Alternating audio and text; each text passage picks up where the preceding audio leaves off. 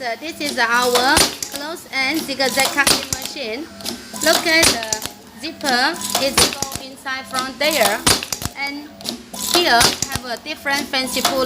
This puller with the lid, and just now we also cut the zipper with this kind of fancy puller. Okay, and also cut the zipper with this kind of fancy puller.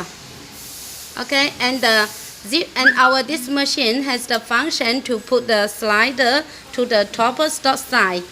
Of course, our normal machine is without this function. If you need this function, you should inform us before you put the machine order to us. So the machine output is about 1,800 pieces per hour.